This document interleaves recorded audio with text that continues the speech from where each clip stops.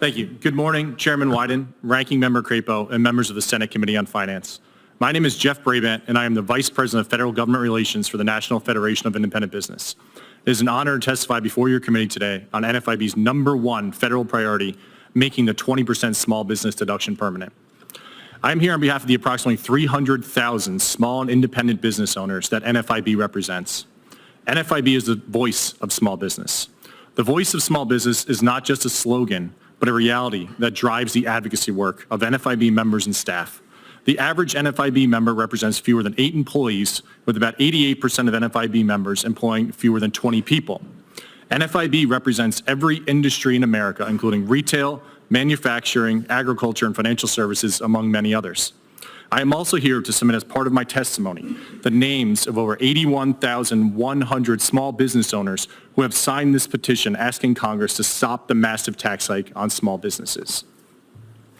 In 2017, Congress passed the Tax Cuts and Jobs Act. One of the most publicized aspects of TCJA was the cut to the corporate rate from 35 to 21%. This benefited small business owners, as over 20% of small employers are organized as C corporations. However, over 77% of small employers and well over 90% of all small businesses are organized as pass-through businesses. This means that business income passes through to an individual business owner's personal income tax. Types of pass-through businesses include sole proprietorships, partnerships, and S corporations. With C corporations receiving a 14% rate cut and pass-throughs only initially receiving a 2.6% cut of the top rate, Congress realized they needed to do something so that small pass-through businesses were not placed at a competitive disadvantage with their larger rivals. Congress wisely decided to create the 20% small business deduction, officially known as the Section 199A Qualified Business Income Deduction. This deduction has allowed most small business owners to take up to a 20% deduction on qualified business income. While qualified business income sounds complicated, it closely mirrors net revenue. The creation of the 20% small business deduction has been crucial to the survival of small business owners. Since its passage, the small business economy has endured many issues, including a pandemic that closed many businesses for long periods, record inflation, and a historically tight labor market. This deduction empowered small business owners and allowed them to not only survive these difficult times, but to thrive. However, small business owners are now confronted with a new reality. If Congress fails to act, the 20% small business deduction will expire at the end of 2025, and over 90% of small business owners will see a significant tax increase.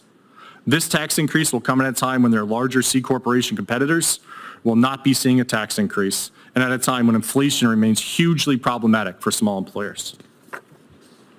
NFIB member Michael Irvin of Coal River Coffee Company in St. Albans, West Virginia, said it best earlier this year at a House Committee on Ways and Means hearing. These tax increases do not exist in a vacuum. My larger competitors like Starbucks and Tim Hortons are organized as C corporations and pay a 21% federal corporate rate, which is permanent. If the small business deduction lapses and my marginal rates increase, I could be staring at an effective tax rate of nearly 45% when you combine federal and state income tax rates. This 45% tax is not a tax on my take-home pay like some high-wage W-2 employees. This is a tax on my business income. With a pass-through business like mine, I am taxed on business income, whether I reinvest that money in my business and create new jobs or take it home as profit. This morning, NFIB, in conjunction with EY, released a macroeconomic analysis of the small business impact of permanently extending the 20% small business deduction. This study concluded that permanently extending this provision would increase jobs in the small business sector by 1.2 million jobs each year for the first 10 years and by 2.4 million every year after.